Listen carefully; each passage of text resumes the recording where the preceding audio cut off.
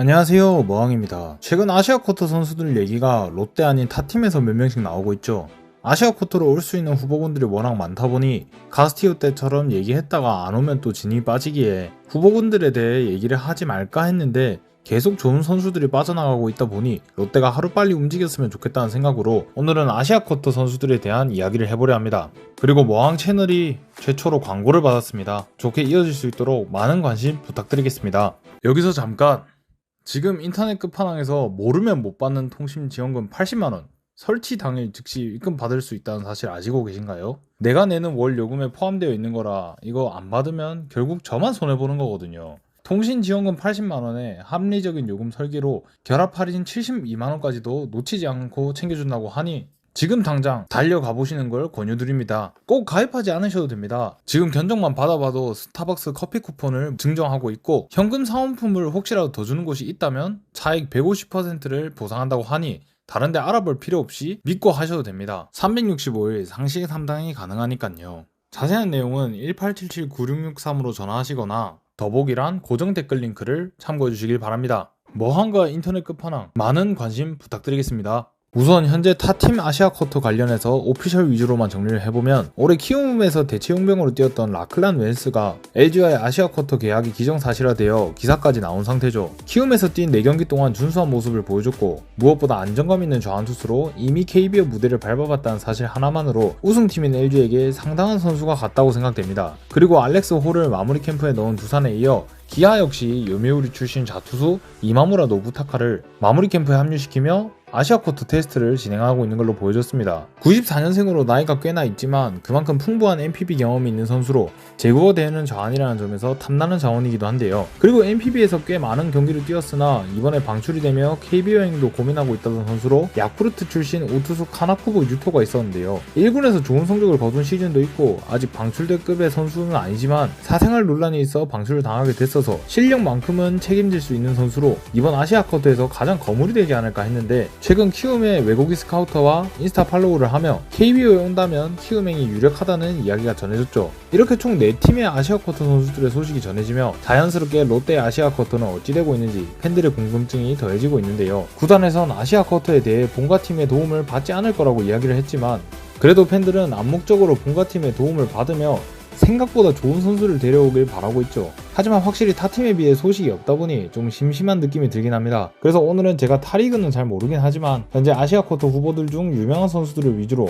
한번 이야기를 해볼까 합니다. 첫 번째로 이야기해볼 선수는 호주 출신 97년생 좌투수 알렉산더 웰스인데요. 알렉산더 웰스는 앞서 이야기했던 라클란 웰스의 쌍둥이 형으로 똑같이 자완의 구속보다는 안정감을 중요시하는 유형으로 평가가 동생인 라클란 웰스보다 좋기도 합니다. 직구 평속이 143 정도이지만 슬라이더 체인지업 구사가 훌륭하고 무엇보다 제구가 압도적으로 좋아 경기 운영에 강점이 있는 선수인데요. 21년부터 22년까지 메이저리그에서 뛴 경력이 있으며 큰 성적들이 좋다고는 절대 못할 수준이지만 상위리그인 메이저리그에서도 제구가 좋은 걸 보여줬고 최근엔 24-25 시즌 호주리그에서 뛰며 2개가 안되는 9이닝당 볼넷과 함께 압도적인 성적을 보여준 바가 있습니다. 그러면서 해당 시즌 MVP를 수상하기까지 하며 최근 폼으로 한 리그를 제패한 선수라고 할 수 있겠는데요. 호주리그가 KBO보다는 떨어진다고 해도 호주에서 3점대 ERA를 기록했던 라클란 웰스가 KBO에서 준수한 모습을 보였던 바가 있기에 그 라클란 웰스보다 성적이 더 좋았던 알렉산더 웰스는 어떨지 상당히 기대감을 갖게 되는 선수라 할 수 있겠습니다. 제고가 되는 이닝 히터형 좌완 선발로 롯데에서 좋은 그림을 그려봤으면 좋겠네요.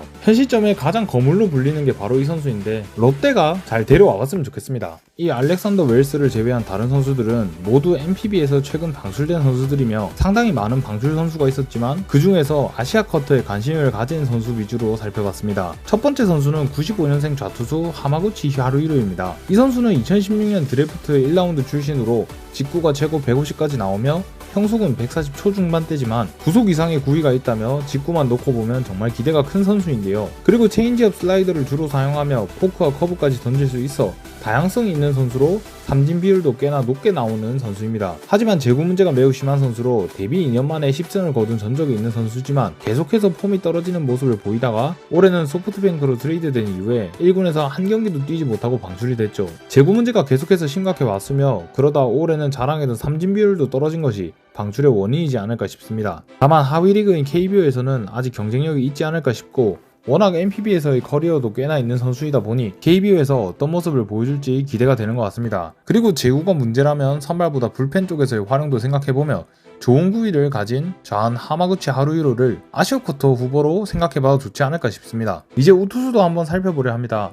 95년생 소프트뱅크 출신 우투수 반도 유고인데요. 한때 150을 넘는 빠른 직구로 좋은 모습 보이며 NPB 1군에서의 커리어도 꽤 되는 선수이지만 최근 구속 저하로 인해 2년째 1군 콜업이 없었습니다. 하지만 그 밖에도 포크, 커터, 커브, 슬라이더를 던지며 변화구를 다양하게 구사하는 선수이기에 구속이 낮아졌다고 무기가 없는 건 아닌데요. 그를 대변하듯이 구속 저하가 있었음에도 올해 2군에서 좋은 모습을 보여줬죠. 2군에서 100이닝을 던지며 이닝 소화력을 보여줬고 규정 이닝 기준 가장 낮은 ERA를 기록했으며 특히 2개가 안 되는 9이닝당 볼넷이 눈에 띕니다. 물론 NPB 2군 성적이기는 하다만 구속 저하와 나이와 관계없이 이 성적의 내용들을 봤을 때는 지금 당장 한국에서 선발 로테이션에 합류하며 좋은 모습을 보여줄 수도 있다는 생각이 들죠. NPB 2군에서 가장 낮은 ERA를 기록한 선수가 한국에 오면 어떤 모습을 보여줄까, 그런 궁금증과 함께 기대가 된다 생각합니다. 다음 선수는 오릭스 출신 94년생 오투수 이구치 카즈토모입니다. 이 선수는 앞서 살펴본 선수들과는 다르게 전문 불펜 요원이라고 할 수 있겠는데요. 평균 140 중후반대의 공을 던지며 불펜 투수지만 커터, 슬라이더, 포크, 슈트, 커브라는 다양한 변화구 구사가 가능하기에 이닝 소화 여부가 의문이지만 여차하면 선발도 되지 않을까 궁금해지는 선수입니다. 하지만 웬만하면 불펜으로 쓰려 하겠죠. 이 선수는 빠른 구속에 비해 볼넷이 적어 정면 승부를 좋아하는 유형으로 보입니다.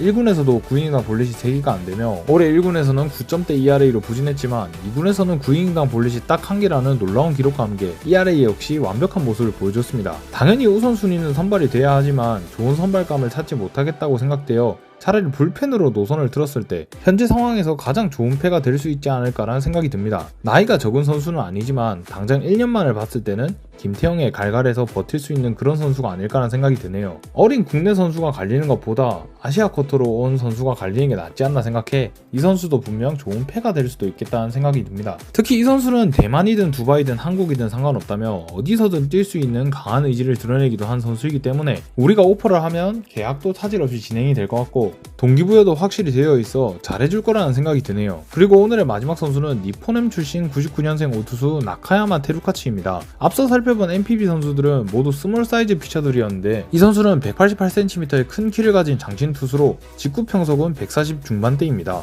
또한 앞서 살펴본 선수들과 마찬가지로 포크, 슬라이더, 커터, 커브로 다양한 변화구를 구사하고 특히 포크가 구속이 빠르고 각이 훌륭하다며 좋은 평을 받은 선수입니다. 그리고 NPB 1군에서는 뛴 적이 없는 선수로 앞서 살펴본 NPB 선수들이 모두 1군에서 보여준 것들이 있었지만 이 선수는 그게 없다고 보면 될 것 같습니다. 다만 올 시즌도 2군 성적이 굉장히 좋았고 앞서 살펴본 선수들의 성적과 비교했을 때 2군에서의 세부 성적이 조금 아쉽긴 하지만 99년생으로 젊고 피지컬과 갖고 있는 공이 좋으며 가지고 있는 기록 자체가 많지 않아 금방 읽히지 않을 거라는 게 어떻게 보면 강점이 될 수도 있어 보입니다. 앞선 선수들은 확실히 나이도 있고 1군에서 보여줬던 게 많아 체계화가 되어 있기에 긁어본다기보다는 KBO에서 통할까의 느낌이지만 이 선수는 데려와서 우리가 긁어보자 하는 느낌의 조커픽 개념으로 궁금한 선수가 아닐까 싶은데요. 188의 큰 키에서 꽂히는 훌륭한 직구와 포크는 고점이 굉장히 높을 거라 생각해 충분히 기대를 걸만도 하다고 생각합니다. 이렇게 총 5명의 투수들을 한번 살펴봤습니다. 벌써 아시아 쿼터 관련 이야기가 많이 돌고 있지만 여전히 좋은 투수 자원도 많은 느낌인데요. 내년엔 아예 새롭게 도입이 되는 제도인 만큼 내년 순위 싸움에서 이 아시아 쿼터는 정말 중요한 요소로 작용할 거라 생각합니다. 그렇게 부디 롯데가 좋은 선수를 데려오며 이 아시아 쿼터의 최대 수혜자가 됐으면 좋겠습니다. 저는 이들 중에서 알렉산더 웰스나 반도 유거가 궁금한데요. 과연 롯데는 아시아 쿼터로 어떤 선수를 데려오며 그 선수로 어떤 행보를 이어가게 될까요? 여러분이 생각하시는 아시아 쿼터 후보들 중에서 최고의 선수는 누구인가요? 지금까지 머항이었습니다. 감사합니다.